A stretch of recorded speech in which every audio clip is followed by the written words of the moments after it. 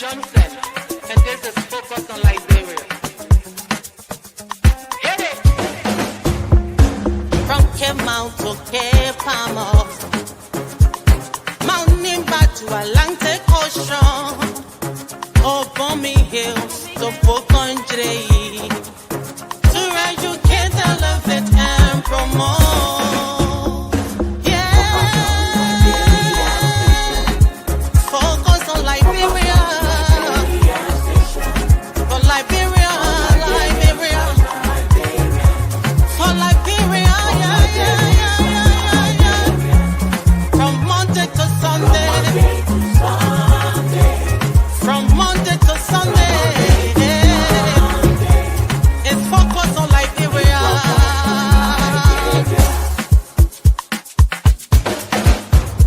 Talk about home affairs, hey, in diaspora, current affairs, hey, reliable information,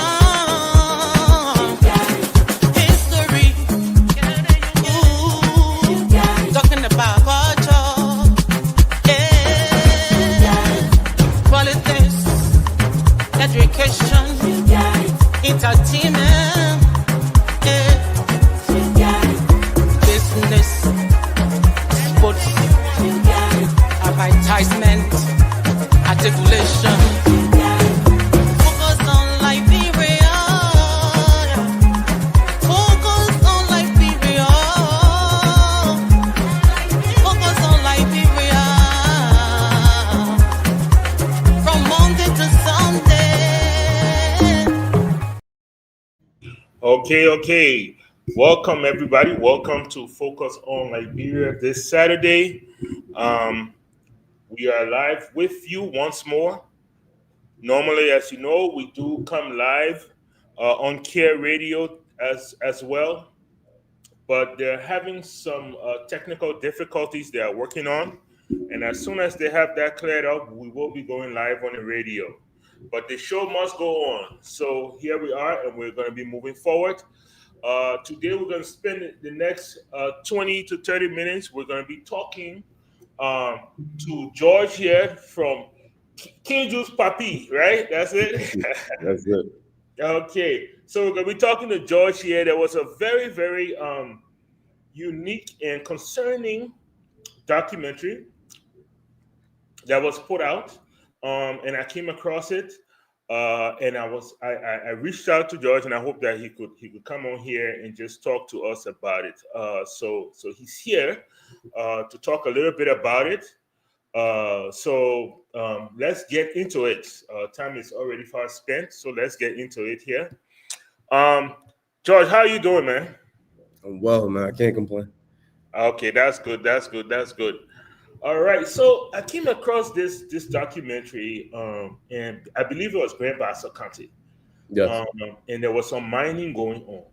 Yeah. And the way the mining, as much as we try to encourage investment, but it seemed like the way the mining was going on, it was negatively affecting the people in the nearby villages and communities. Could you talk to us about who was doing this mining? Where was this mining being done? And the kind of communities that are around the community and the mining area? Okay, thank you. So it was an entity called Hung 2 Mining that was actually doing the gold extraction in this area of Grand Bassa, District Number 1.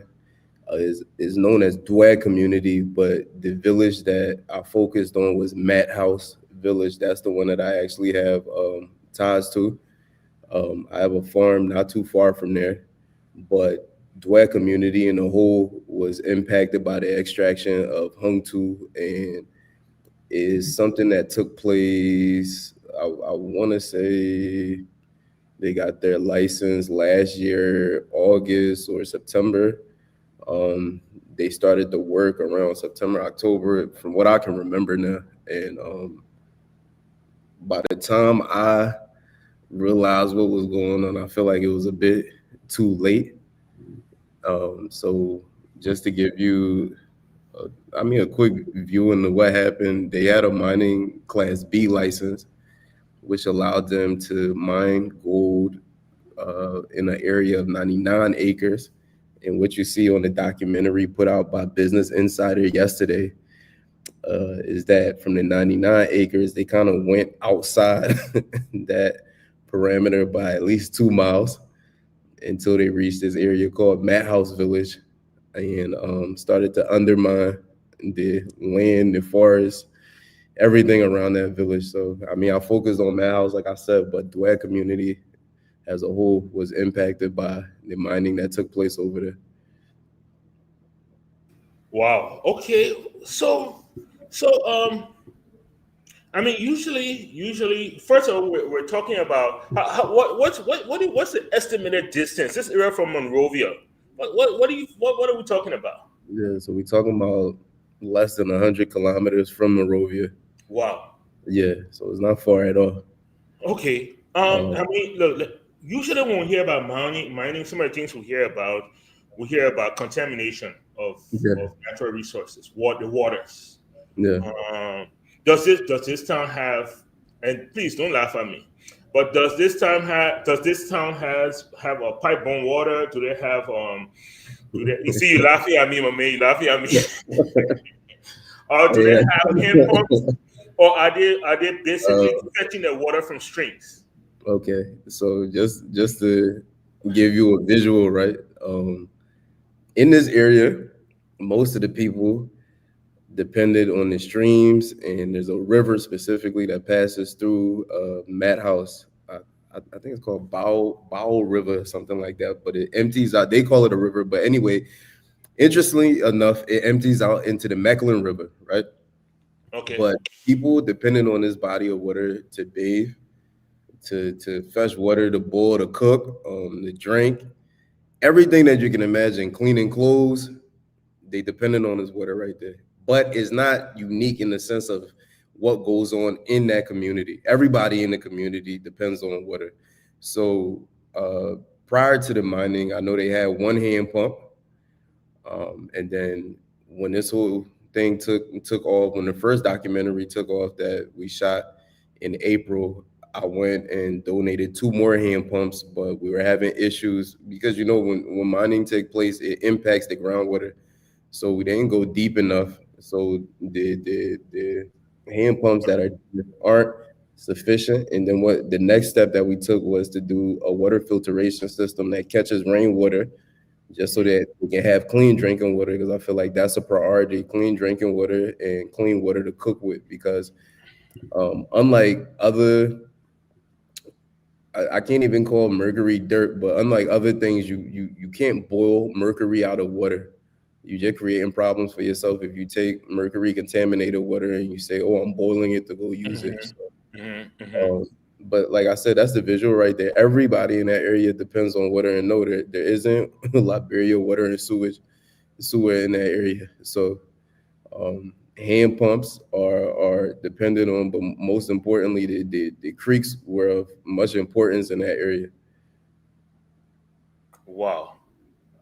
So what is the knowledge of the people there when it comes to the dangers of mercury and what's happening in the environment? So from the first video that we released in April, um, we exposed them to thinking about mercury, but as far as in-depth education, as far as the side effects and what to watch out for, that's even something that I'm not fully privy of outside of me doing online research. And it's Liberia. Like I was telling you before we went live, the government is the end all be all. It's different from a citizen going there and speaking out against what's contaminating the water versus government actually coming through, whether it be EPA, Mines and Energy, or any one of these other agencies that work within the government to educate the people and just let them know that, hey, y'all can't continue to bathe in this water. Y'all can't continue to go fetch this water and be drinking it because it's a health risk. But as I also stated, this is actually a reflection of Liberia in a whole. Because once again, if this is just 100 kilometers away from Monrovia, Yeah. we don't know what's going on in Grand Cru and Maryland and Sino. When you fly into Liberia and you look out the window, all you see is forest. So we don't we don't really know what's going on there. The video included another site that wasn't a part of Hung Tu's operation, but this site is actually in Benstown, which is like less than a mile away from Marshall Junction, where they have the rock quarry at. I've So heard about that rock quarry okay, and so the dynamites and stuff they've been using in cracking okay, people's houses. they've been blasting, Yes, I've people heard been about that. protesting against them, Yeah. but you see aerial footage of that in the Business Insider documentary, and what you see right next to it is the Farmington River. So I've been battling with this thought that, whether or not you have any, let's say, birth ties to a specific county, we all do through way of agriculture. Hmm. We all got ties to the interior through way of agriculture, marine life, and we kind of ignore this, right? When you think about mercury, I don't believe the average Liberian thinks about, oh, my fish is polluted. Maybe the crops that they bring in down from this section of town, they might have a little issue with contamination because of what's going on in the vicinity of the area where they have their farms at. This is not something that most Liberians think about. And through this issue, I mean, through this problem that we have at hand right now, right? I realize that our government is not able to quantify the damage. Wow. All right. I was trying to at least just give a snippet of the documentary, Mhm. so our viewers could see it. So I'm uploading it as we speak here because I really want to do it before you leave, just a little bit, Yeah. and then I want you to kind of direct people to where they can go and actually watch the entire footage, the entire thing, Okay. and so that they are fully educated on what's going on. Okay. One of the things my organization that I have in Liberia we've noticed, if we've questioned, is the increase of health conditions of children, especially cancer. I know you're not a health professional, Yeah. but you're a logical individual. So it's easy to use logic to deduce, how environments are changing and the effects they're having. Yeah. Um, I'm gonna put you on the spot. Have you tried to engage government on this? Yeah. I've tried to. There are a few individuals within the ministry that I reached out to. Um, I can't speak on behalf of them. I don't know if their hands are tied. I don't know if it's a matter of selfishness. Because at the legislative level, well, what I realized from going through this whole situation is that when these entities come into Liberia and you see them behaving like erratically in nature, where they just throw caution to wind, they don't necessarily follow protocol. The little bit of protocol that we have here, they don't follow it at all. When you really dig behind it, is because they have paid a ton of people who are higher ups to turn a blind eye to what's going on.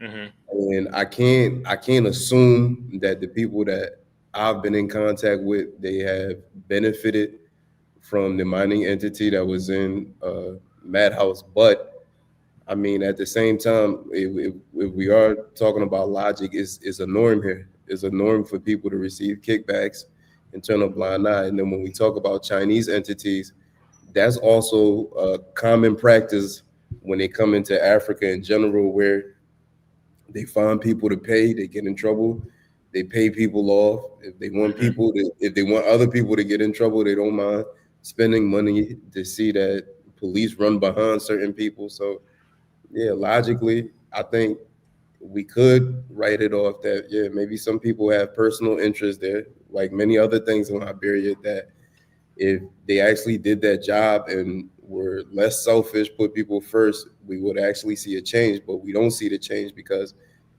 someone's benefiting somewhere from what's going on. Okay. Like the outrage that we have isn't shared. It isn't shared across the board, right? Like, so as a citizen from that area, I'm upset, right? But I don't think the people in government are as upset as the people who live there. Um. Well, I am going to be sharing the documentary with the two Grand Bassa County senators. Hmm. Um, I don't know them personally. I know people who know them personally, people Okay. who interact with them personally. Yeah. Um, so I do know them on that level. Um, and I definitely intend to share the documentary with two of them. There are one Okay. or two representatives too that I do have some networking with, Hmm. to see what is their take on this. So I am going to be doing that. Um, yeah, I am going to be doing it. It's very concerning. First of all, I have a personal attachment to Great Bassa County. Yeah, that's where my roots come from. You know, um, and that's why I hope to return to one of these days. And put my Lake Congo on the ground around the St. John River. If we still have a St. John River, where I can, I yes, hope. seriously, Yep. where I can just fish my little water fish from there, and then fill my little domo soup. That's my retirement plan. I tell people every day, I don't have anything exotic, I got plan. No, something as simple as that, where I can just sit on my piazza, you know, and watch them be my domo and I cook my little water soup, and, Yeah. and I'm fine. Yeah. And what I'm hearing is that the very waters that I'm thinking about is most likely being contaminated. It's extremely concerning. Right. And for what? What in exchange? What are we really getting from these mining companies that we can even sit down and even begin to contemplate that? Well, is it really? No. I mean, the people remain poor. The people continue to struggle. There's really no improvement in their lives.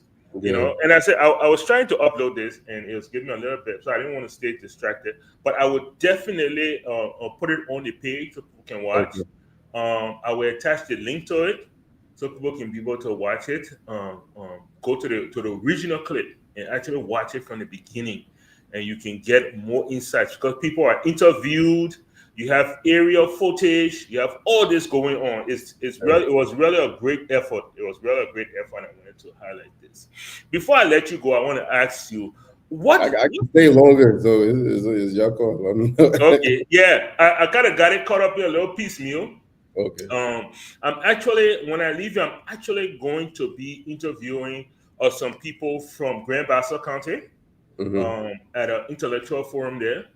Okay. And I'm also going to be bringing up this topic, Okay. Yeah. concerning, mining the area and stuff like that, and just how is it affecting the area. I want to talk to them about healthcare, their Yeah. access to Yeah. healthcare, because it's one thing to put our people in volatile, dangerous positions. The next thing is, do we have the ability to respond to those things? So I'm going to be speaking to the people there. I'd like to do that. I like to reach out to people, so our audience don't think that there's a personal vendetta, or Yeah. there's a setup. No, we'll speak to the people on the ground, the everyday people that do the farming, that do the transportation, that are Mhm. in Grand Bassa County, and that are directly affected by this, that do not have access to the information that they need to have. So we will be doing that. But let me But ask you this, uh Chief, before I let you go. yeah. What do you hope? What do you hope to achieve from this documentary? What do you hope for your people of Grand Bassa County and the Liberian citizen in hope? Well, let me start by saying this isn't the last documentary. There's one more documentary coming out on a different platform where we go more into detail about how the common people in that area feel about what took place. That's one. Two, what I hope to happen, right? I would love to witness change behavior before I get older in life, right? Like you said, you said something simple just now. You said you don't want the viewers of the show to feel like there's a vendetta and you want to get both sides of the story. But I actually want Liberians to know that yeah, there is a level of vendetta being played here. From my part, right? I feel like the Liberian government owes its people way more than what they receive. I believe that a lot of these deals that are struck, the people aren't considered whatsoever. There's a level of laziness that takes place, especially when we talk about extraction. I noticed that people don't want to do the mental work that goes into making sure that we get some type of benefit out of what takes place over here. There's there's a cycle there's a cycle that many foreign investors play into when they come into Liberia, especially those arriving from China, right? They come and they promise to give schools, roads. This is all part of China's overall agenda on the continent. But nowhere on this continent can you hear cries of anybody benefiting from any of these extractive services, right? And even when you look at China as a whole, they are known for not caring about environmental impact. They have cities that are contaminated with smog. They do Yes. not care about their people. So why do we expect them to care about ours, right? And why can't we align ourselves as a government in the right direction? This is not biased. I know y'all can tell from my accent that yeah, I grew up in the States, right? But a majority of Liberians in the diaspora are in the US. They are not in China. So this fictitious relationship with China where a Chinese person can just jump on the plane and easily make it into Liberia versus a Liberian being able to do the same is crazy to me. And I understand that somebody may say, yeah, it's the same if you want to go to the US. But if you think about wartime and the TPS status that so many Liberian people are granted, I don't think they got those same luxuries in China during the same time. I don't think they got those same immigration Yeah. level aid. So when I sit back and think of our country in the whole, we owe the government. I mean, we as Liberian citizens, we owe ourselves way more, and we cannot continue to have this culture of just being silent, this culture of fear where we don't want to speak out against what's wrong. I've noticed it on Facebook, even in some comedy videos that I put out. People will message me, "Oh, why do you have to focus on the bad?" And if I don't mention the bad, how can we ever fix it? And what type of world or virtual reality do us as Liberians live in where we don't want people to know what's going on over here? As you stated, the lack of healthcare, the lack of healthcare resources. We were talking about maternal mortality rate, Liberia being number 5 in the world per capita. These are things that all of our people need to be aware of so that there can be some level of change. So long as we sit here and act like things are okay, things will always be worse. It will always get worse than what it is right now. And a lot of people, not just you, want to come home and vacation or come home and retire at some point. And yeah, if your dream is to be sitting by some type of creek or some type of river, yeah, the reality is you might not be eating from that river or creek if you know better, because Yeah. we cannot quantify the problem. What resources does EPA have on ground for them to find a Chinese entity $40,000, and you don't know who in that village has cancer? You don't know who in that village has died recently as a result of drinking that water. You don't even care to go there and do the proper research and ask the people what's going on. So this is very serious, and everybody should be upset. Everybody should speak freely about this and raise the alarm, because it doesn't just stop in the bush. Like I said, agriculture stems from the bush. Yeah. Stems from the bush. Yeah. Even if we talking about the coast, that county, Grand Bassa is responsible. Little Bassa is responsible for a lot of the fish that makes it into Monrovia. And yet this is the same place where some entities were doing black sand mining. We keep playing with our future and our livelihood, and we have people in positions of power that continue to receive kickbacks.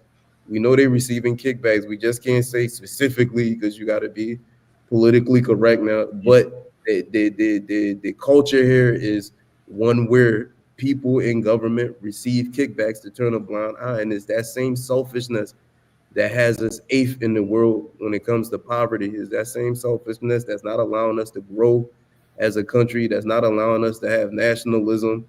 People don't have any pride in anything that they do here.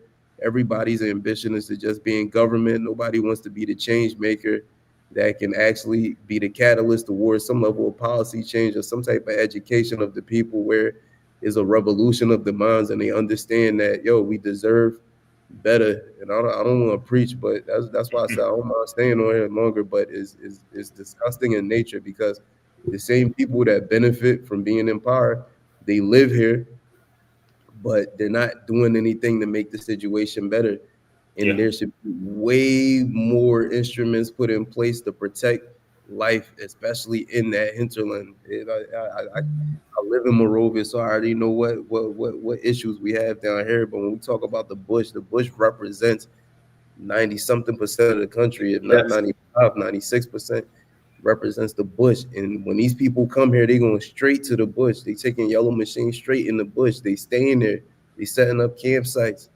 They living there for months. They raping the entire place. And then when you blink, they're gone. There's no schools there. The common thing, the civil, the human rights, the common things that we should be having, like access to clean water, access to education. Majority of people here in this country. You know what somebody told me last week that shocked me? Mm-hmm. Absolutely shocked me. It wasn't in Bassa. It's a mining town, I believe, either in Grand Cru or River G. Okay. But the person said, I asked the person, I said, where are the people mining? I said, are they building any schools? You know what the guy told me? The guy said, people, if the people build school and the young men go to school, who will do the mining? This is what the guy told me. He says, no, it's not in their interest to build schools. Can you imagine? I don't. It's not even an interest thing, right? The kids that are there obviously aren't working on the mine site, right? So I don't look at it as an interest thing, right? I mean, that person's entitled to their opinion, but yeah. I think Saad messaging you. Yeah. Okay. So okay, before we go, I want to show this clip, okay? Okay. So let me just bear with me here. Here we go. There are two clips, and I want you to speak to that, and then we can go. Okay. And this is just pulled. People, this is just Several Matt House residents sent a letter of complaint to Liberia's Ministry of Mines and Energy, asking for intervention to stop Hongtu's operations. And what's their response? There was no response. Nothing. No response. They couldn't listen to us because we don't have the power. They say we don't get the power to stop them. You having to drink some of that water, like quick water, where people on our side drinking. You have to drink it, it bring harm to you. They come all of them. All of them are here for their interest. They're not there for the celibacy. They're there for their children and their wives. Nothing we can achieve on the people. One person just sitting on there, they're enjoying the money because of their position they in, or I don't know. So George filmed and produced a short doc. all right. And let me give you. Oh, whoa. All right. There you have. That's the mercury. Just in plain water. Just the guy here went to the creek, to the water, sifted a little bit, boom. Clear mercury. So it's not even in micro. This is something that wasn't addressed in the documentary, right? So I have a video on my page where one of the guys just dig up sand next to this body or whatever, and that's all the mercury. So when he was showing me it at first, I thought it was silver or something. He said, no, this is the mercury. So in the documentary, you see them burning the gold, and somebody in the comments said, oh, but they're using mercury. No, it's so much mercury contamination in that area that the artisanal miners don't need to use their own smaller mercury, where they will go purchase, let's say like a half a gram or something like that, to use it to bind the gold together after they not take the gravel out and they created a pit. They are literally getting mercury from anywhere they drop the shovel at to bind the small amounts of gold that they finding in that area around this site where the Chinese people are working. And then back to what we're saying about the area in Grand Cru, right? these people don't have any intention to build a school, right? At all. No. This misperception of corporate social responsibility when it comes to mining entities in Africa is crazy when you think about it, right? If you're in America and Amazon comes to your area to create a warehouse, Amazon has a CSR department that's responsible for community outreach to create some type of impact and loyalty to Amazon while they're there. And the people in that area will appreciate it because the impact that they make will be of standard. It won't be subpar. If you take a Chinese company in which they were able to obtain Liberian visas for Chinese criminals to come into your country and do illicit extraction, what intent do you think those criminals have on building a school? Did they build a school in the villages that they just came from? Do you even know what they were just doing in their country? Do you know where they got their money from? Do you know how they managed to reach Liberia? A lot of the things that they do here, they wouldn't dare do it in their country because they would be killed. They would literally be jailed, and it would be a death sentence behind what they're doing. Yet we sit here in Liberia and we say, "Oh, Mr. Kim from whatever province in China has come and they promised to build us a school." Where else has this man ever built a school? Even if he built a school, what resources do you have in that same community to keep that school going, to sustain the school? Yeah. So is MOE going to come into your community now and take over the school? Where's the pilot for the schools that you're claiming that these entities want to create? They have never built anything of value in Liberia. That's the whole issue with this thing. And it's the same playbook every single time. People will complain. They will send some type of representative. They will send some type of superintendent, some type of person that's supposed to be able to just pacify the people. But this man is a paid agent.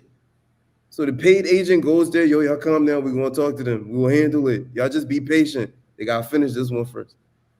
All right. So thank you all for joining us once again. You focus on Liberia.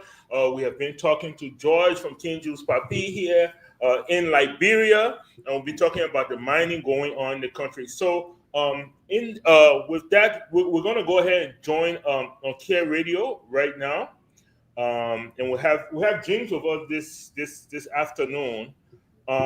James, how are you doing there? I'm fine, and you getting me clearly, right? Yes, I am. Yes, I am. We're getting you very clear. So I'm fine, thank God, and I apologize for the delay and things. So sincerely, I apologize, and I'd like to say good afternoon to our guest today and to Liberians listening to us via the internet and the radio. Okay, sounds good. Okay, so are we live right now?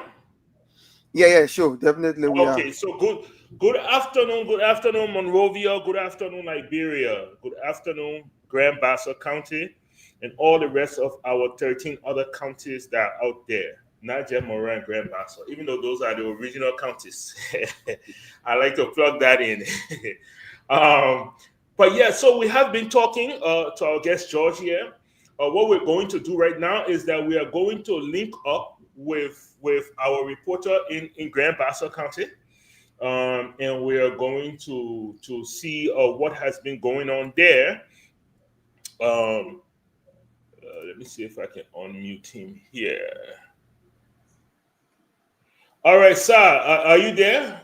Can you hear us? You are muted right now.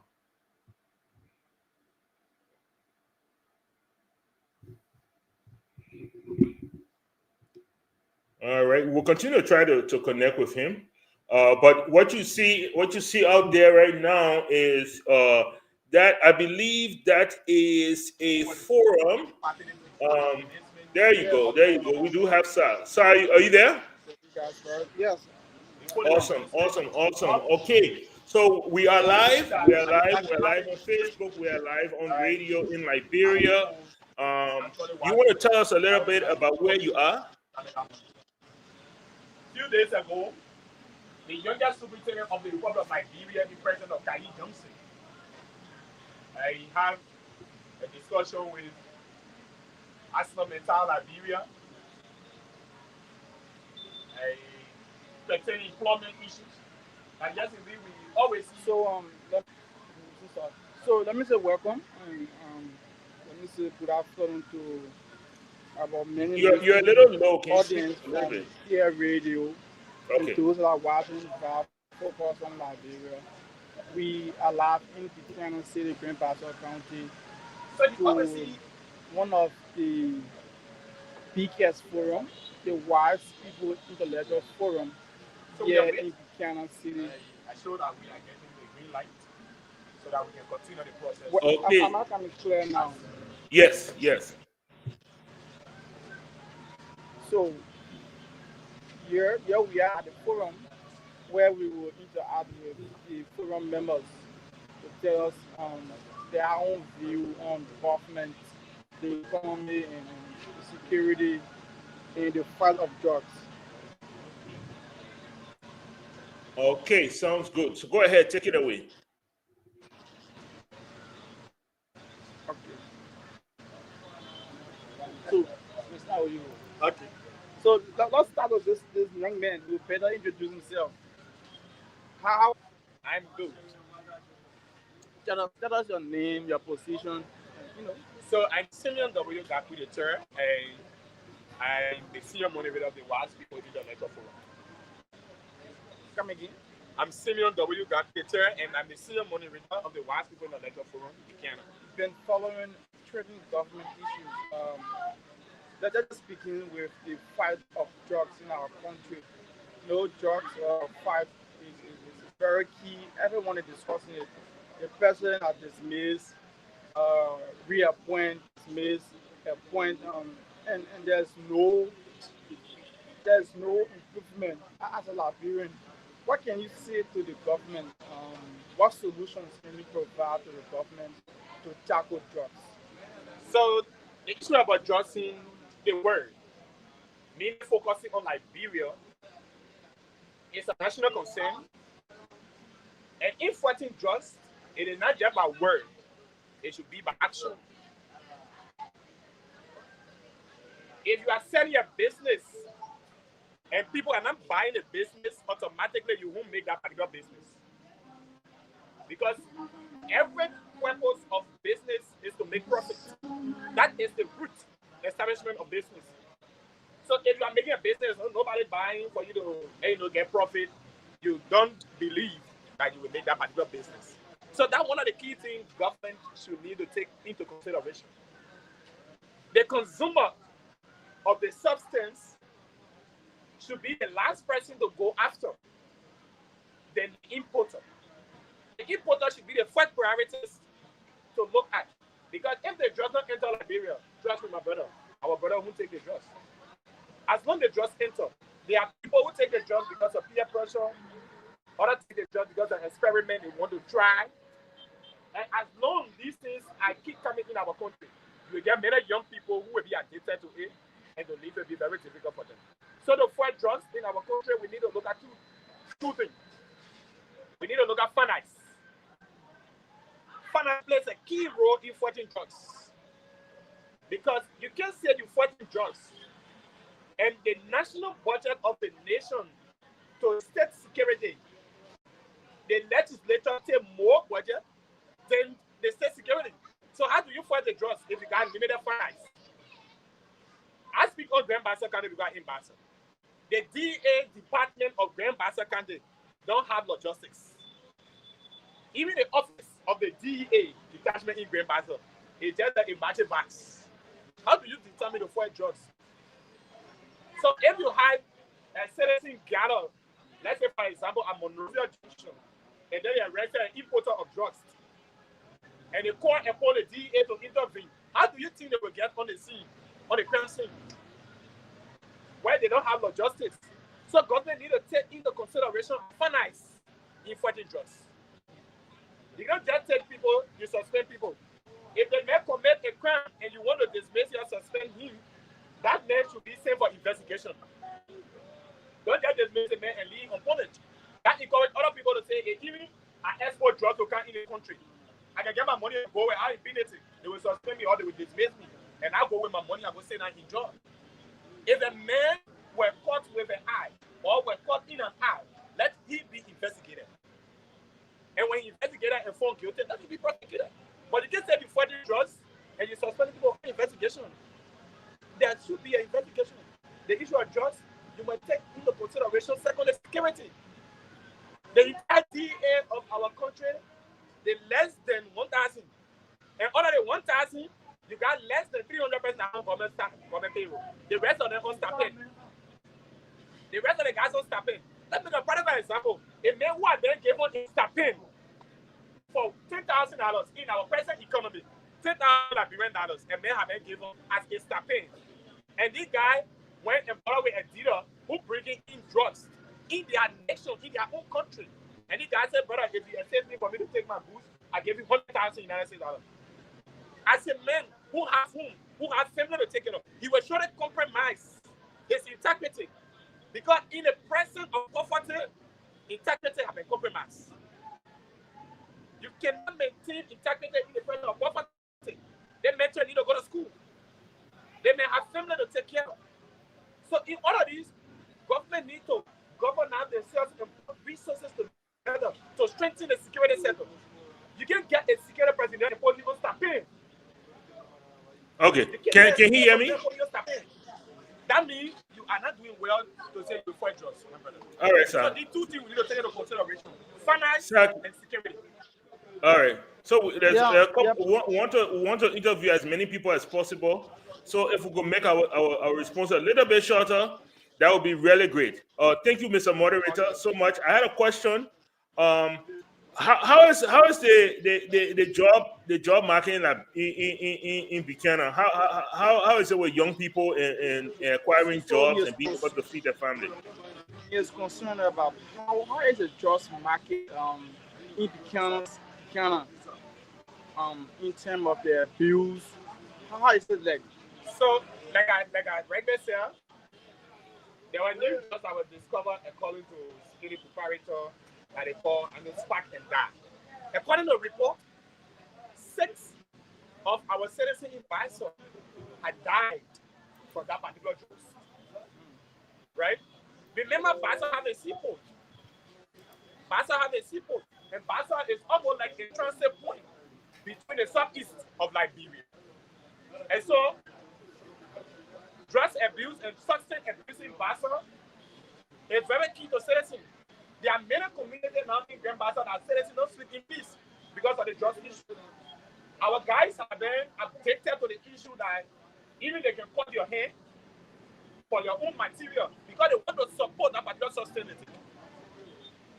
Because they want to support that particular sustainability. And because of that, citizens are in fear. Citizens are in fear.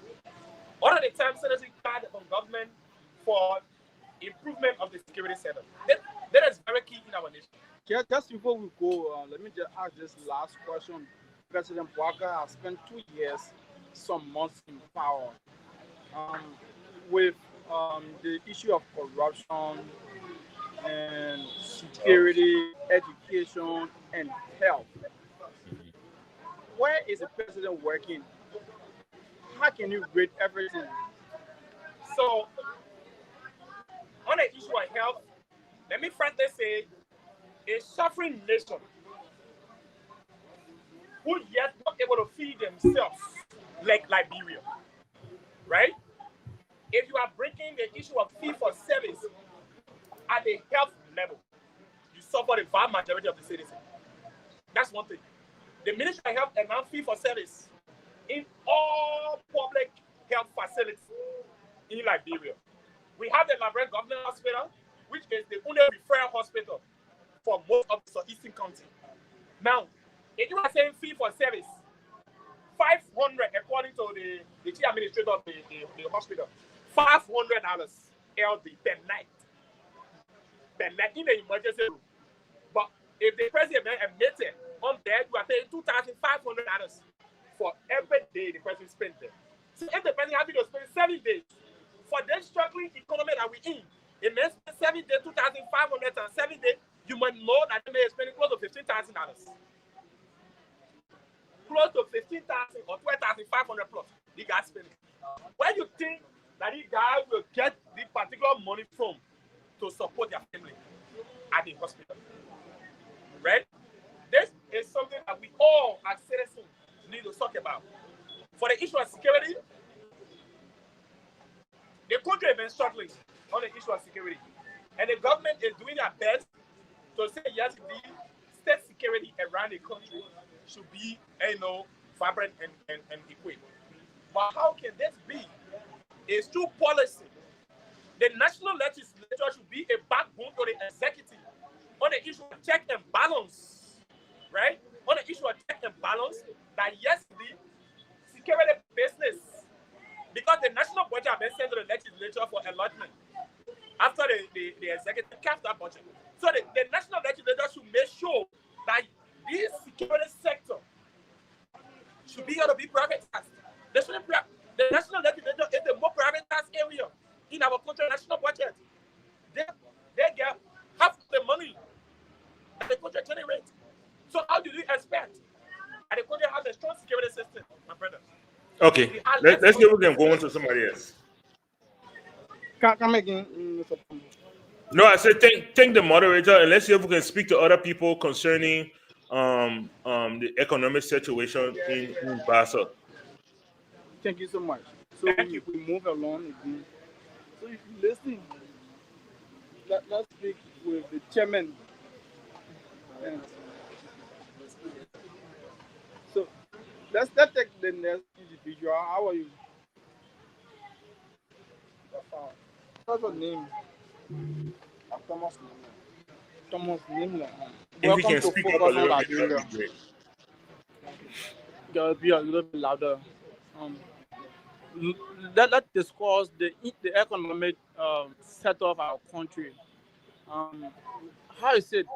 How do you see the government working in terms of the economic? Just a few days, the GAC report that $2.8 million was stolen from the finalized military budget, and serious corruption allegations is ongoing in our country. As a citizen, how do you see our economy? Firstly, the corruption. $2.8 million was stolen, as you said. The GAC on test, and they observed that $2.8 million probably have been spent off budget. So there's a difference between spending and money being used off budget. And that clarity, but the final ministry didn't get account of it. That clarity was made by the ministry of the finance ministry and that of the minister proper himself. So if you say still, it means that the act was done, they were guilty, all of the investigations were carried out, and they were guilty of that identical $2.8 million. So I want to make that clarity. Okay, that's the discussion. Thank you. There are some progress that have been made so far. While it is true, I must acknowledge that they are challenging times. There are some lapses in the government that the president needs to take key attention on. But equally so, there are some progress that have been made over the 1 year and 9 months now in power as a president. For example, one of the drivers of any economy to be road infrastructure. The government has made significant impact to make all of the major roads in this country passable. They are pliable. As we speak, NTA in the heat of this rainy season, NTA is still moving from Mossovado County to Maryland County. Just yesterday, Creighton Donkey carried 3 buses to Sano County without any bus being stuck on the road. So with that, if goods are moving from one place to another place, it means that there are certain issues of the economy will be settled. So with the issue of road infrastructure, the government is doing well. Although the roads are not paved with quota, but they are actually accessible. and they apply it as well. When the economy of the country cannot be addressed overnight because it's a holistic approach. It's a holistic thing. So with the issue of education, there are efforts that have been made before we have partners in this country that were actually supporting to buttress the effort of the government. And one of the education ministry's largest partner was the UC. It has several programs, and fortunately, those programs were called up by the U.S. government under a policy. But however, the government is still making significant strides to see how well the issue of education can be resolved. My major concern here, I, Thomas Buchanan, Secretary General of the Unity Party Bassa chapter, if President, I'm saying this as a citizen,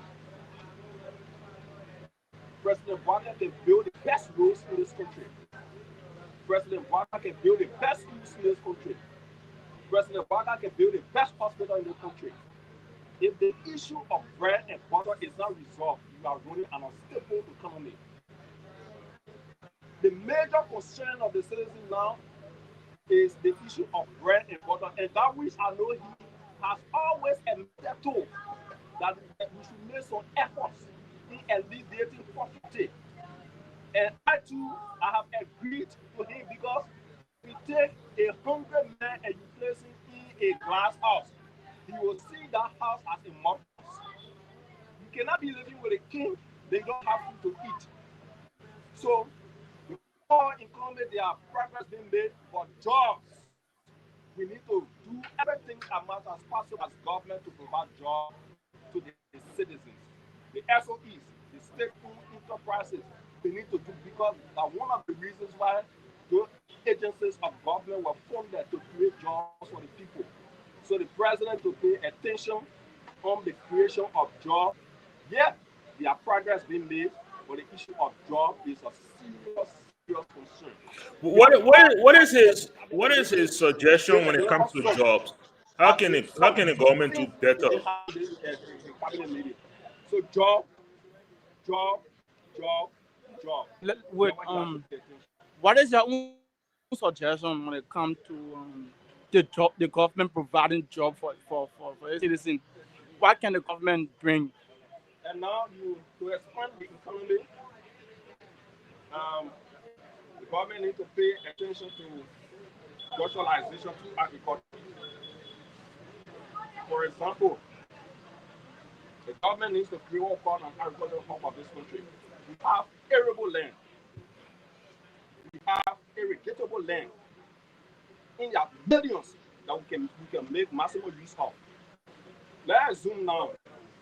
The government can go into, for example, the cassava industry.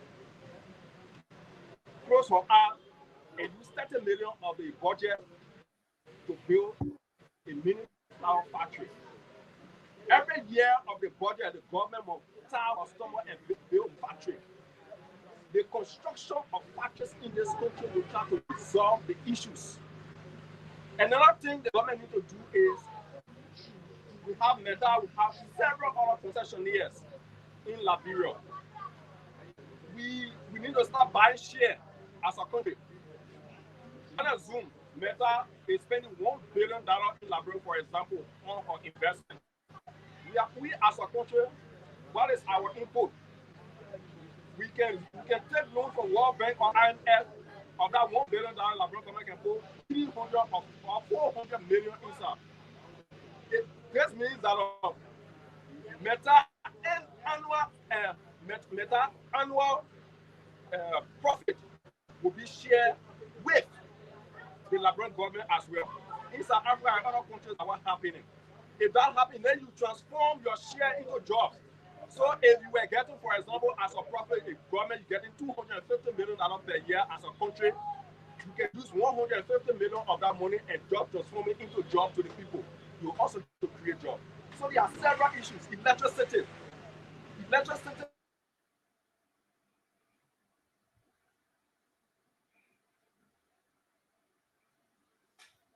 Okay, we're having a little bit of technical difficulties, but we are live and we expect those things. So just hang on there. Hopefully, we'll bring the feedback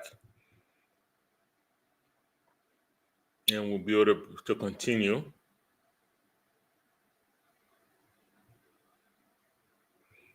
This is live radio, but this is also live radio in Liberia. So just hang on there, and we'll be able to do that.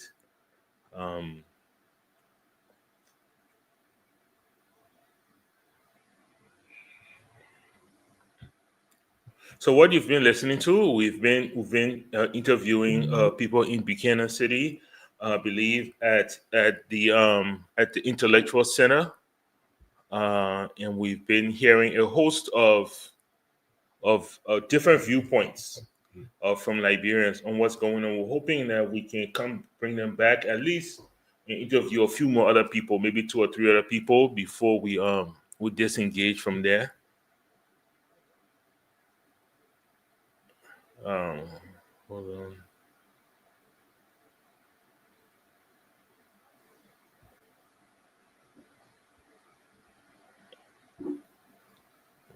Hopefully we can.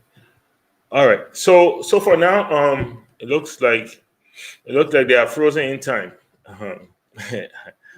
Ironically, that it was what George kind of explained the country. It's like the country is in a bubble, in a little circle where it's like frozen in time. So we'll go ahead. We'll continue our conversation, and if we get them back here, we'll go ahead and speak from there. Hold on here. Let me bring my people back on. All right. So I have them in the back. If they do come on, we will hear them, and then I can bring them back on. So there you have it. We've been listening to people in Grand Bassa County, mainly Buchanan City, at the Wise Men Intellectual Forum. Just speak on some of the things that are happening. We didn't get to some of the crux of what I wanted to talk about. We're mainly talking a lot about drugs. We covered drugs. We also covered the economy. I was hoping we could get into things like access to healthcare, and then just mining and other investor that is coming to the country and how that is impacting the citizenry. So hopefully we can do that here. George, so you heard from a couple of people, and I think Sai is coming back on. You heard from a couple of people, and you also heard from let's see here. Hold on 1 second here, people. Let's see here. We'll see if we can join them again. Okay. Sorry, can you hear me?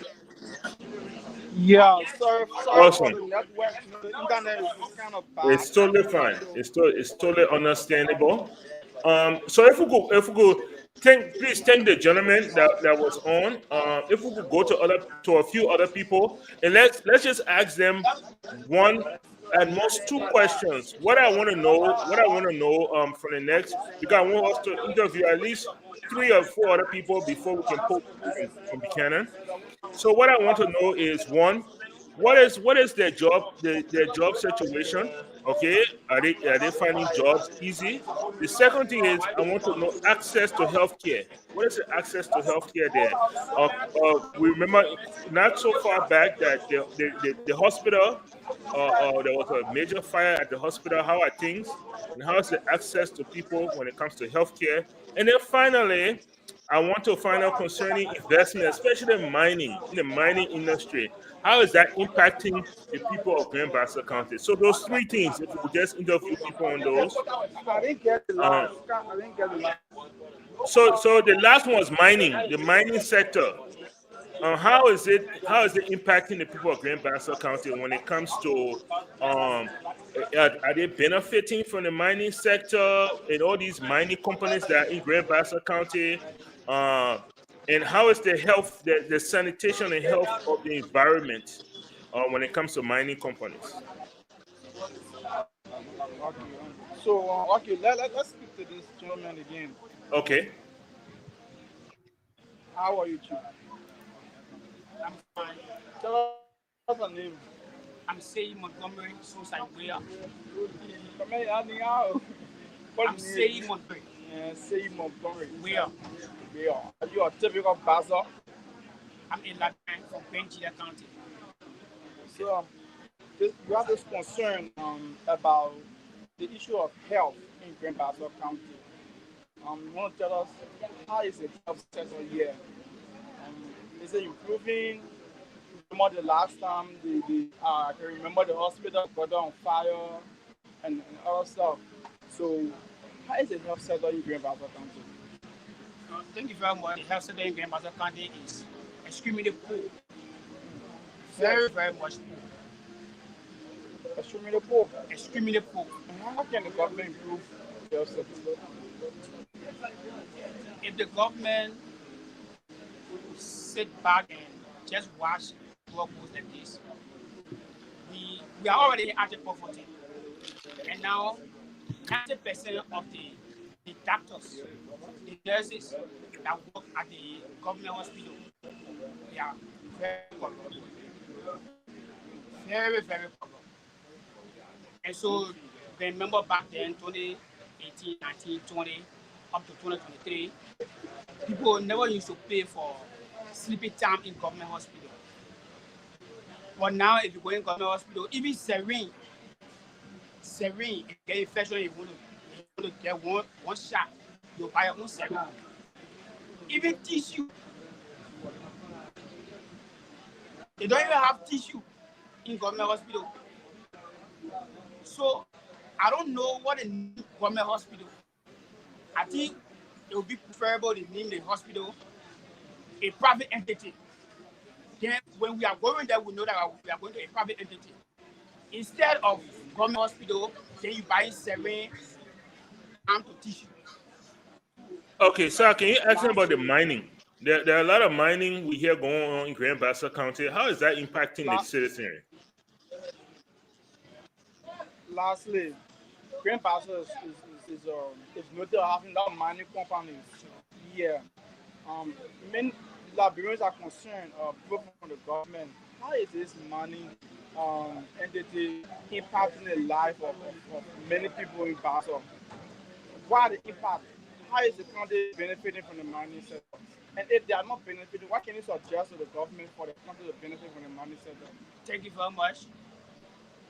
The citizens of Bassa and Liberia at large are not benefiting from ArcelorMittal. ArcelorMittal, with all the pictures of Mittal post on social media, the bridge facing, renovation of schools. ArcelorMittal is doing all those things for the government out to move on them. But ArcelorMittal is corrupting Liberia. ArcelorMittal signed an iron ore agreement with Liberia, yes, we know. But ArcelorMittal is not only taking iron ore from Liberia. ArcelorMittal is taking diamond and gold from Liberia. If ArcelorMittal want to challenge me, if the enemy of ArcelorMittal start when they don't want to challenge me, let them wash that jet. They shouldn't ship the whole thing, let them wash here. I challenge them with my left. ArcelorMittal is taking gold and diamond from here. And they give Liberia a little nothing. They're giving Bassa nothing. They are giving Grand Bassa 1 million. They are giving Nima Kante 1.5 million. One Kante 500,000. It's nothing. All right. Finally, if he could speak to the government and the president right now, what message does he have for the president? Lastly, what is this final message do you have for the president? The final message I have for the president is let ArcelorMittal prepare a washing plant to wash their iron ore in Liberia instead of shifting it.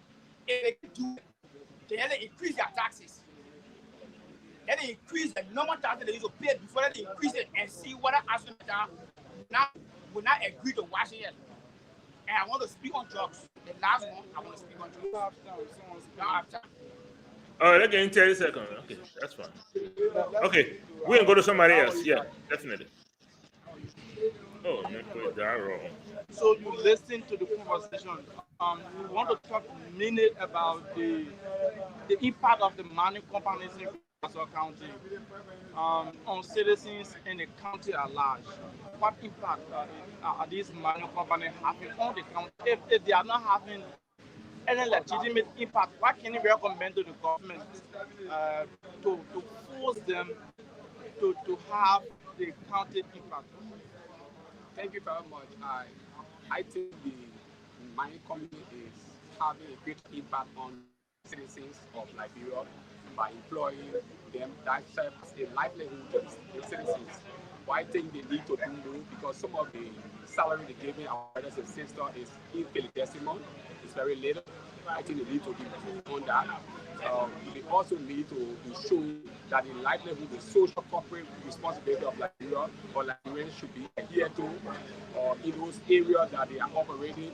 Our people need to be benefited. Schools, hospitals, clinics should be built there. In fact, if possible, they should also build airports so people who have safe and clean water. I think they need to employ more qualified, competent, experienced Liberians and avoid those expats, because the job those expats are also doing, Liberians are also qualified, competent, and experienced to do the jobs. So we think those are our brothers who masters and associate degrees and first degree. We think they are also capable and experienced when it comes to training. The Asylum Middle School in Lima should also come to Grand Bassa, where our brothers and sisters there will also be trained. We find it a serious challenge for our youth to leave from here and go to Lima for training. They will have to pay their own way, maybe have some other, they will leave their family behind here. So if the company can think about breaking their very school in Lima, the training will also here. Most of our young people here will be trained, they will be qualified, they will be competent, they will have lifetime skills that the citizens and youth in Lima. So I call on the Salad Media and the government of Liberia to ensure that they prevail on a Salad Media company to ensure that they bring that training school here, where our brothers will be able to have some skill that will help them in livelihood. And what is our special message we have for President Buchanan? I think the president is trying his best. No one can do better than themselves. But I think Buchanan needs to do more when it comes to the economy. My brother said roads, infrastructures are also good, are always good. But I think the very important issue, Buchanan should ensure that they attract more companies where our citizens will be able to have jobs. Mind you, now when you look in the streets of Monrovia, everybody crying for no job, no job. So if Buchanan can, if President Buchanan can be able to attract investors where our people will have food on their table, I think it will be laudable. So I'm calling upon him to do everything possible to attract more investors where citizens will have work to be able to cater to their responsibilities. What can you recommend to the government on how can you bring jobs? What kind of job in the country? Well, we got a lot of companies. We got the mineral sector, we got the mining, we got the mineral sector, we got the agriculture sectors, we got a whole lot of sectors. So if the agriculture sector, if government can ensure that they empower the farmers and give them money to be able to plant more food, you realize that the farmers will also be self-employed and capacitated to employ other people. And that will help to alleviate some of the poverty that we're talking about in our country. So we will call on the government of Liberia to invest in agriculture and ensure that the various companies that they hire before, BCADP, the LCDP, the bring those agriculture company back where our people will be able to have employment. We also attract training. The agriculture sector will train our people in agriculture where they will be self-sufficient. Thank you so much. Thank you. Okay, can we interview at least two other people? So we have the chairman of the forum. Okay. Will be speaking to us as well. Let us begin. Just of recent, the president reduced the price of rice, flour, and egg. As a Liberian, you know, our staple food is rice, and this is one of the major issues we have in our country. How do you welcome it? So I think the president's actions is in line with his presidential details. to ensure that he come up with policy that affect the lives of like people, especially with the issues of rare water. So the president has played his part in ensuring that in these looking nations and ensure that Liberia, the Liberian people can receive such basis and needs, especially the issues of our rights, our stable food, while the Ministry of Agriculture is working on modalities to ensure that we can increase our gross domestic product producing rice so that at least we can alleviate the old age issues about rice. But one of the things that I think that the government needs to do is to strengthen to ensure that when the president makes pronouncements, his pronouncement become more pragmatic so that the actual reality of the president and declaration of the president and pronouncement can affect the ordinary people. And I think this is where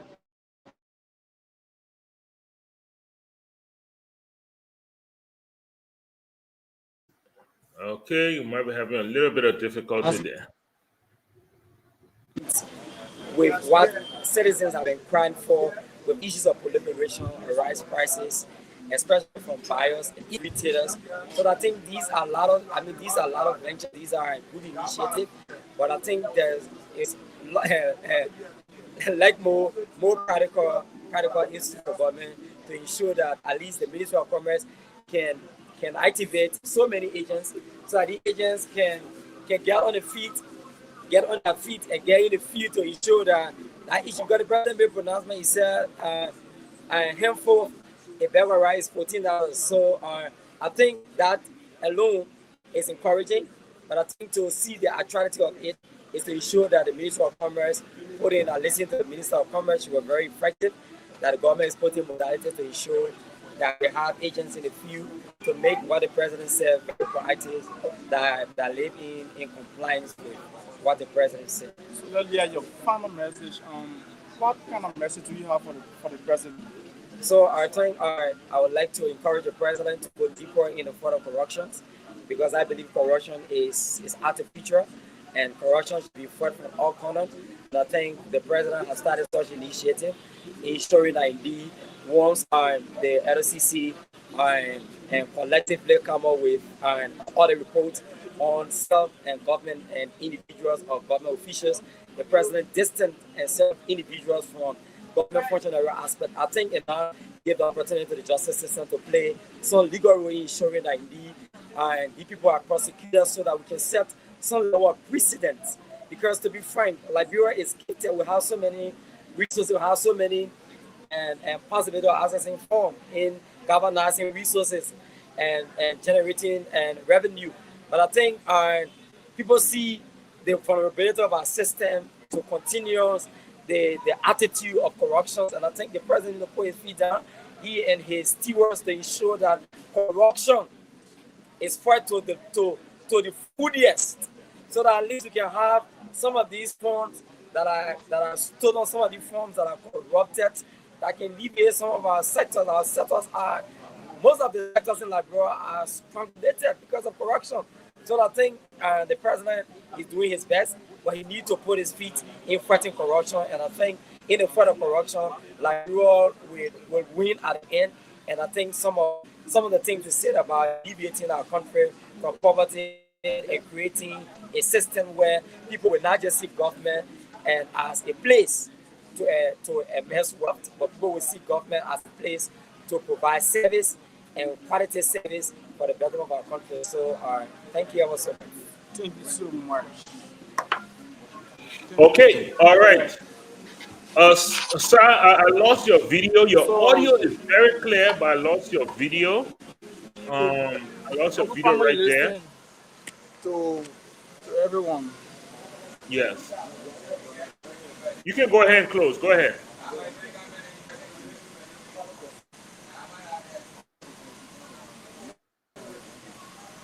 Sir, are you there? Okay, so we've done our interviews. We're having a little bit of of technical difficulties there coming from Buchanan City. But perfect timing, because I really wanted for us to see if we can bring some callers on. So James, can you start announcing the numbers right after? So for our listeners listening to us, we are focused on Liberia in collaboration with Kear Radio. We are on 95.9 FM around the country, and we have been talking to George from King Juice Papi. And we're talking about the mining in Grand Bassa County and how that's affecting the people and the drinking water and just their basic status of health. We're also speaking to people at the Wise Man Intellectual Center in Buchanan City, where we're talking to people concerning the economy, healthcare, jobs, education, and just everything, the bread and butter, as a gentleman there referred to it, the bread and butter issues of Liberians everywhere. So go ahead, James, if you could announce the phone numbers, if we could get some calls, that would be great. Yeah, the numbers are 07779599959, 07779599959, 07779599959, 0881 871 670, 0881 871 670. Let's hear from you. 07779599959, 07779599959, 0881 871 670 are the numbers to call and be a part of the program. So I think we can go along. When there's a caller, then I can alert you. Okay, sounds good. So yeah, we'll keep talking to George. George, okay, somebody's on here. Okay, go ahead. Welcome. Good evening. Hello, you getting me? Hello. Are you there? Hello, are you there? They need to turn their radio down. I'm not getting that person. I'm sure he's not getting me. I'm getting him rather, but I'm sure he's not getting me. So again, the numbers are 077 959 959, 077 959 959, 0881 871 670, 0881 871 670 are the numbers to call, and let's hear from you on the program. Focus on Liberia. Go ahead. Okay, so George, you've been listening to an array of people in Grand Bassa County. Just talk about different things that affect them, and like you said earlier, all those things are interconnected. The level of understanding, the opportunities for job, healthcare, and other things that are going on in Grand Bassa as well as all over the country. We see the replication of that. So, what's your take on this as we wait for callers? I understand y'all asked them specific questions, but I just been sitting here thinking, when are Liberians going to do for self and stop waiting for government to make decisions that impact their life? As a man, it's your duty to have some level of purpose and sacrifice. Every time I hear a Liberian person talking about what needs to be done, the issue that comes behind there is, I don't have money for food. Then you don't have anything to contribute to any type of change in your country. And you should have enough pride within yourself and nationalism to step forward and sacrifice something, even if you're hungry, and say, listen, I'm going to push for it and try to make something of myself. I heard people talking about agriculture. I can't assume that they don't have a farm, but that's not something that we need to wait on government to do, to go put a seed in the ground and wait for something to come up and harvest it. There's a lot of things that we can do to push ourselves further. I don't believe Liberians are outraged enough. We have problems, but because we politicize everything, it just becomes a talking point for people to show off intellectualism, sitting in a corner. I don't necessarily agree with it. The gentleman who spoke on drugs, I agree with that. You do need to stop drugs at the source. This is something that goes into immigration policy. And I was thinking about the police. And once again, if you had groups of individuals, I think all our communities here, especially in Monrovia, we have vigilantes that, sometimes people in the community sacrifice. They might donate a flashlight, and those guys will be walking around here. They might donate some rain jackets. Those guys will be walking around here at night, making sure that no one gets their property broken into, nothing gets stolen. So, but there's a level of sacrifice we need to see from the entire country, because I know for a fact it's not easy to run a country. So it's always funny to hear people in a country that has a high illiteracy rate talking about politics. You understand? Because as I sit down and listen to it, then I think about where are the qualifications coming from for people to be decision makers. If you never created a job or put somebody else in a position of power, how can you speak on what's needed in the economy? You speaking from a place of selfishness at the end of the day because you want to get fed. You know what I'm saying? You never put nobody in a position to eat. You never had a farm where people can go there and find that daily bread and benefit from your mind, your innovation, some new way of thinking that you brought to an area where people didn't have anything going on. I would like to see some more of that and less complaining. Like I said, I know we asking specific questions, but these are just thoughts that were going in my mind, and it's not specific to anybody who answered a question. I was just thinking in a nutshell, as Liberians, especially as men, what do we plan on doing to see some level of change in our country? And it goes back to this mindset of just being quiet, this mindset of you want to play victim and you're afraid to speak out against what's wrong. So when people are doing wrong now, you rather sit quiet and in hopes that somebody in the government will see you being quiet or see you straddling the fence and, not necessarily talking bad about them, that they will come and reach an arm out to you and help you out in your life. All of that is selfishness. So I want to see that stop. I'm not going to say I want to pray to see it stop. I hope to see it stop. I want to see it stop. And that's why when I come on the platform, especially with y'all, I feel comfortable saying what I want to say, but because I think what I'm saying is what needs to be heard. We can't sugarcoat everything here in the country. People are suffering, yes, but what sacrifices are being made besides begging for us to see some level of change? So for government itself now to know that, hey, we got to start doing better because these guys are showing that they're independent. We don't want them to gain the strength now to remove us from it. We don't want them to be educated to say, I'm not voting next year. I'm not next year, but I'm not voting 2029. I'm not putting this other person back there because I was able to settle my issues by myself. And through me settling my issues by myself, I know better now.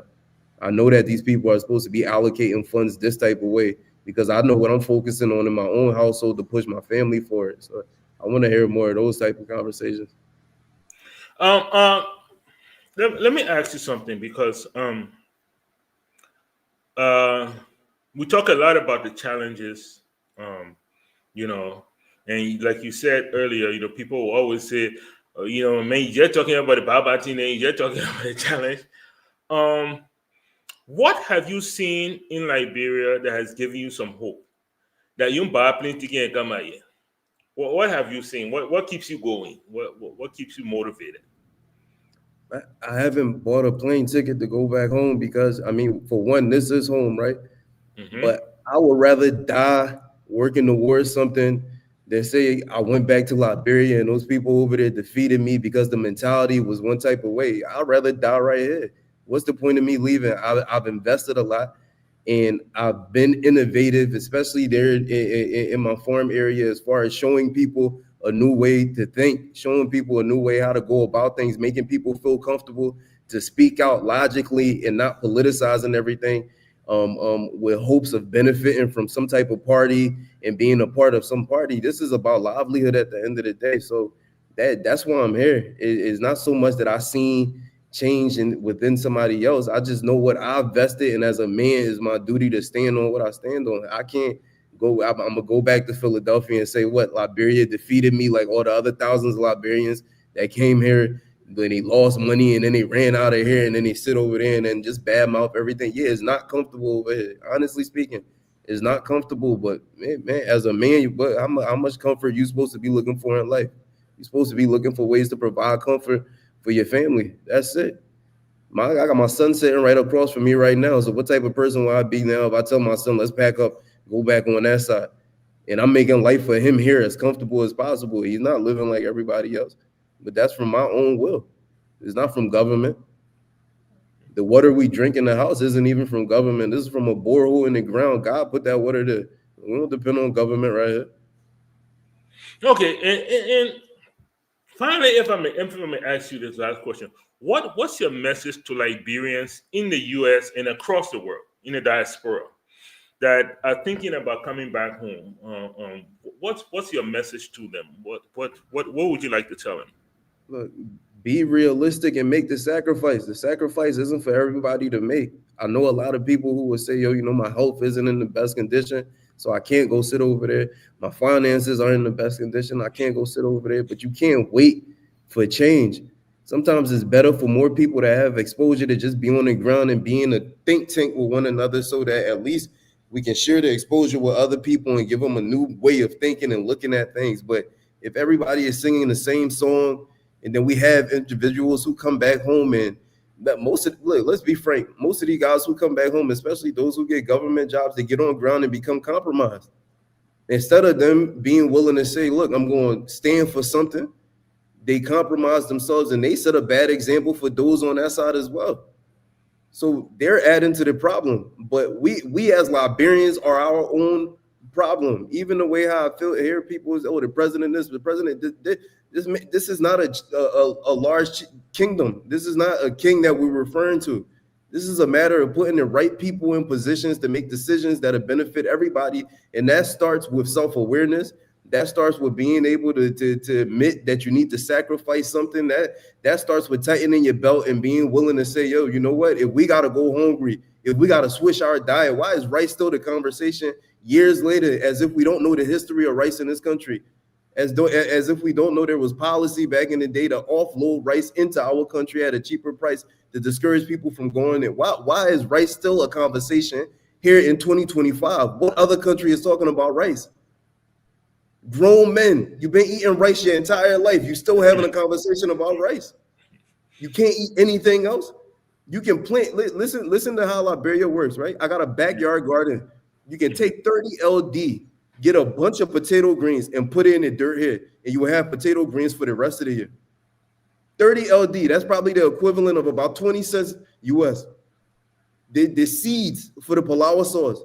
You go in the Old Road Market, I think you can get a bag of seeds for somewhere around 300 LD. So we're still talking about $1.50, maybe. A big bag of seeds. There's so many things that you can grow and sustain yourself off of. Even if you're saying, yo, I'm gonna just eat the greens, or I'm gonna eat that, I ain't gonna add rice to it. There's so many things that you can do. We're still talking about rice this day and age. Rice is the end all be all. Government is the end all be all. I just think, yeah, like I said, Liberians worldwide, we need to get serious, man, because the world is leaving us behind. It's like every year we just taking more steps backwards, and we need to do better. That's how I see it. That's okay. How we need young Liberians who are strong-minded. They not going to bend. People who take pride and are willing. Like when I say, I'm not joking, I'm not saying it because we on this internet. I'm willing to die for everything I believe in. I'm not somebody who you will run here and put a firearm to my head and get me to change my perspective on life. I'm willing to die behind everything I say when it comes to the betterment of this country and what I believe this country should aspire to be and what work towards being. That's all. We all need to have that same type of sentiment when it comes to our country, because this is the only place we can call home. It is. Indeed it is. Indeed it is. Liberia is the only place we can call home. People ask me all the time, man, when you go back to Liberia, I said, oh, when I go back home? I can ask them. Yeah, when I'm going back home. And that is something I learned from my parents, That's something I learned from my parents. They all refer to Liberia as home. They don't even use the name too much. They talk about home. And that's how we have conversations. George, I'd like to thank you, man. I thank you for joining us. Thank you for having me. I appreciate the time. Please, if you could send me the link so I can post it to that, and I can share it like I committed to at the beginning, to share it with both senators of Grand Bassa County, as well as a couple of representatives. I will encourage them to put it in their chat room. They have several chat rooms. They have the Senate chat room. They have the Grand Bassa County Caucus chat room. and they have committee chat rooms. I will encourage them to place it in those chat rooms so that they can see it, inform themselves, and then we, the people, will wait for their reaction, but we will also do what we can on our end, to make sure we do what we can for our people, even if they're as educated. I don't want to interrupt you, but no, go right ahead. All those guys in Grand Bassa know about what happened in Mouse. They already know. Trust me. You can still send the documentary. I wouldn't be shocked. Yeah, sometimes you got to cover your bases before, and sometimes that's what I try to do. Yeah, sometimes even when I know, but I try to cover my bases. So then when I begin to have the conversation, or when I raise the conversation, nobody can play ignorance, and stuff to it. So yeah, but I would be absolutely shocked if they have not heard it, not from one, not two, not three, not four, not five people, or they have approached those people, and those people have either ignored them or attempted to cover things up or offer them something. So because we know the people, when those minings, when people approach you and their first impression is from that point of view, you already know the kind of people you're talking to, you know the kind of people you're dealing with. So unfortunately, when you have a country where you lack security, you lack a strong justice system, you lack basic essentials for the community, those are the places they pry on. They actually seek those places out. Because they understand they can get away with those things. They understand they will find people that can manipulate the system for them to get away. So when these kind of companies come, you have to be very wary of them. Very wary of them and all of their promises that they come with. But thank you so much, George, for joining us. I appreciate it, man. I appreciate your time on short notice. I owe you one, my brother. I owe you one. And once I come, we'll network, we'll get together, we'll have a little powwow, and hopefully we'll probably drive down to Bassa and do something down there. Okay. Until then, man. Stay safe. Stay safe, man, and hold it ground. We're coming. Okay. All right. Thanks, George. All right. So we're speaking with George from King Juice Papi. He's on the ground in Liberia. He has been doing great things in Liberia. You heard him talk about his farm. You heard him talk about his engagement with the communities and trying to educate them, just give them a better perspective of what they are capable of. So James, callers abandoned us today. That is totally fine. That's totally fine. But we've discussed a lot. Let's just announce the numbers one more time, and see if we can give them another 5 minutes. Sure. So 0777 959 959 0777 959 959 0881 871 670 0881 871 670 0777 959 959 0777 959 959 0881 871 670 0777 959 959 0777 959 959. All right. Thank you so much, James. So James, you've been kind of silent today. You've been kind of quiet. You heard most of the stuff that went on, man. We try to get around the country. We try to get outside of Monrovia. We want to hear the views of Liberians everywhere. There was a lot going on in Nimba this past week. I think we have somebody here on the line. We lost them. Okay, no problem. 0777 959 959 0777 959 959 0777 959 959 0881 871 670. The numbers to call and let's hear from you. Yeah, you were saying. Yeah, man, there's a lot been going on. We've been following Nimba County as well. Hopefully, we can touch base with Nimba. Not next week, but the week after, we can touch base with Nimba County. There was an alleged rape, I believe, of an 8-month-old baby by a 22-year-old gentleman. That was horrifying. Very. There was also a motorcyclist that was killed and there was protests and rioting in I believe it was Ganta, Nima County. And then there's been this shocking public dispute between the new Nima County Senator Koga and the and the vice president. Yes. So let me hear you, man. Let me hear you. I gave you 3 topics. Let me hear your spiel on those. Yeah. So for the politics in Nima, for me, I expected it because Osama, if Osama Koga can stand up to the quote unquote political godfather of Nima County, the late Senator Prince Johnson, he has been one of the lawmakers who refused to bow down or to submit to the late Prince Johnson. If he can do that while Prince Johnson was still alive, right? The one more of the vice president who has not reached that level yet. Then when the vice president supported Koga, what I saw it to be like a temporary political friendship that they got into. And I knew that the outcome would have been Koga would have come back at him to tell him some of these things that he's talking about today. But let's come back to this, right? What is happening in Nima is a potential political division that is in the county. So you see that it's not only between Koga and that of the vice president, the superintendent as well is involved because he called for audit, and now the superintendent is saying even if you call for audit, you cannot be the Susu power for Neiman because Koga is projecting himself to be the one who will replace Prince Joseph with that kind of influence. Now that's why he's trying to project, and the superintendent is saying that you cannot be that person. Mm-hmm. And now, if you listen to the newly elected representative of District 5, where Koga served, right? Mm-hmm. He came up with a statement too. He said, all of the things Koga is doing is just because the vice president supported him. And Koga is somehow disenchanted because the person Koga wanted to win election did not win election. So that what a division is trying to set up. And I think it'll go along with, if they do not settle that, it'll go along with, and it'll be a major breaking.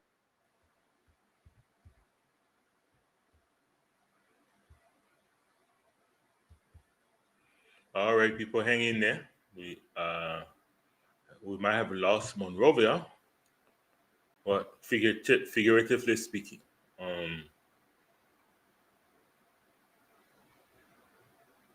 But we'll see if we lost them or not. So those who have been following along, we had Kear Radio. We had James on Kear Radio. He was just expounding on some of the politics of Nimba and what's been going on. We saw a very united Nimba behind Samuel Koga, which was very surprising during the elections to replace Prince Johnson. We saw the vice president campaigning for Samuel Koga. We saw people who have been very, very disappointed. Now, if you remember, there's a video out there, and I won't waste our time. We have barely 8 minutes to go. I won't waste our time to find the video. There's a video out there where Samuel Koga came out and was very harsh towards the former Senator Prince Johnson. But even in his harshness, Samuel Koga was still able to maintain his seat, and it said a lot. And so when we saw an attempt by Samuel Koga to replace Senator Johnson in the Senate, people questioned, should this be allowed? Samuel Koga and Prince Johnson did not have a good working relationship. So people questioned that. But somehow he was able to convince the people of Nima. He was able to convince the power players of Nima, and they supported him. Now he has won the election. He has placed himself in the Senate. Now he's jockeying for even more, and he's willing to ruffle feathers. He thinks that the vice president should focus on Monrovia. He's the vice president, and he should leave Nima to him, Samuel Koga. and it's amazing to watch Nima politics to see how it unfolds. But we'll continue to do that. We'll continue to see how things unfold. We'll continue to see, how they handle things. Liberia's communities have been plagued with this thing about, let's just sit down and settle things. Everything needs to be settled. That's how Liberia approaches things. And because of that, nobody's ever held accountable for the actions that they take. Nobody's ever held accountable for the wrong things that they do, because everybody just want to fix it. Let's just fix it. I'm not a proponent of that. I think people should be held accountable. I think even if you attempt to fix things, there should be some level of accountability. First of all, there should be an admittance of guilt. You're sorry. I did so and so. This is exactly what I did. Tell us what you did. Show remorse. And then tell us what you will do differently. And give us an opportunity to either accept it or to reject it. But to do something, and then you go in the back and sit with certain people, and then you'll come from there and say, my people, you know what happened? We have agreed to let bygones be bygones. We have agreed to move forward. So, so we are just going to move forward, and we are in a, what they can say? In the interest of peace. Oh God. So in the interest of peace, Liberians will forgo in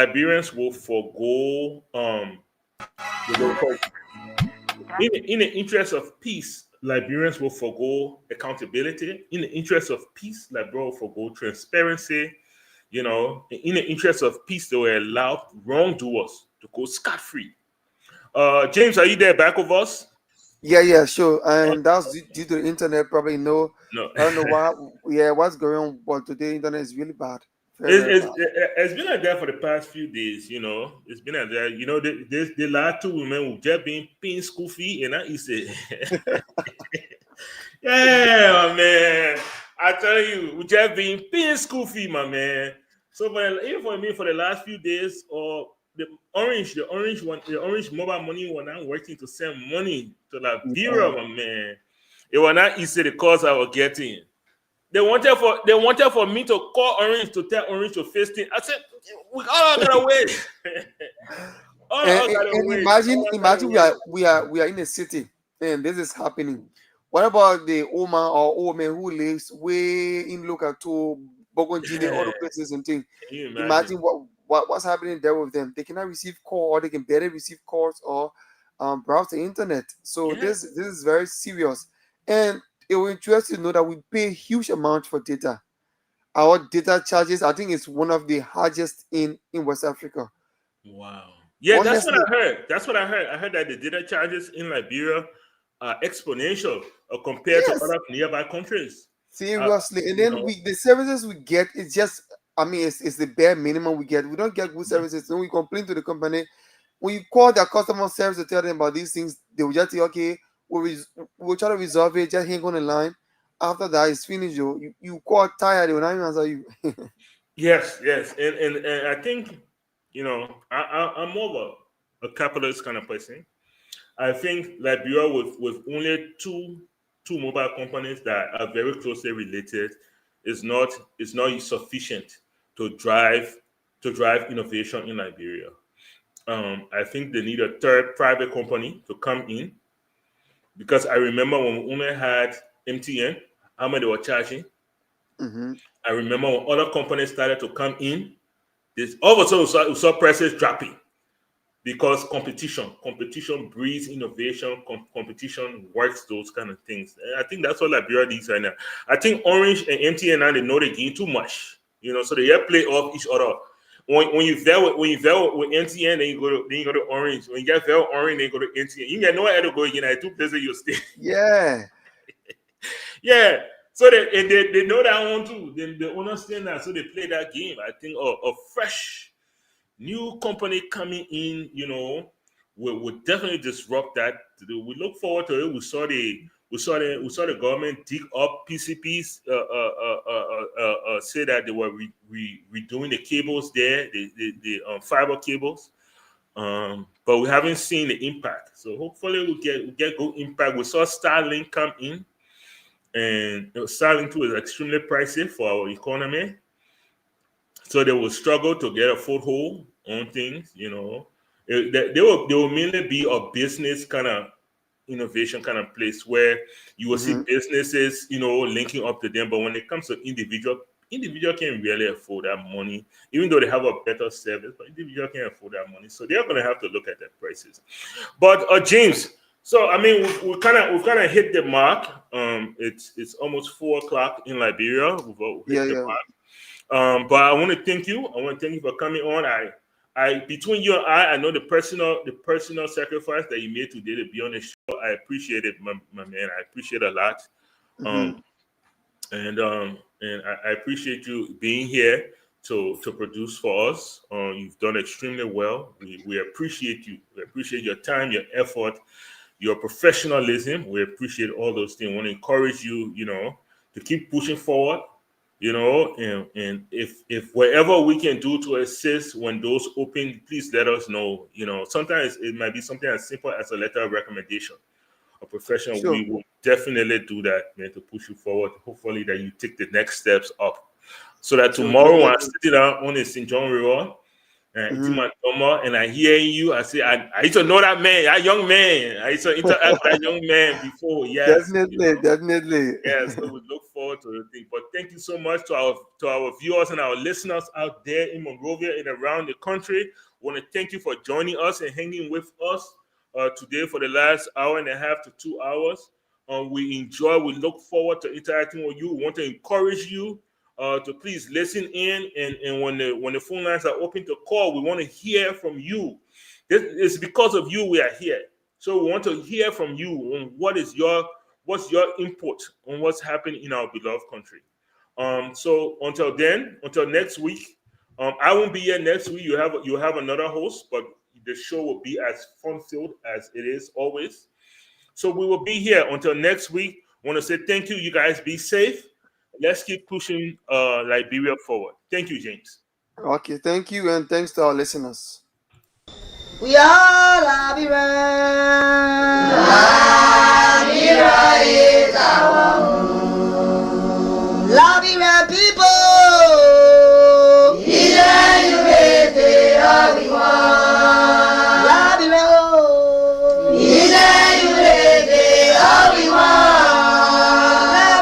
Liberia.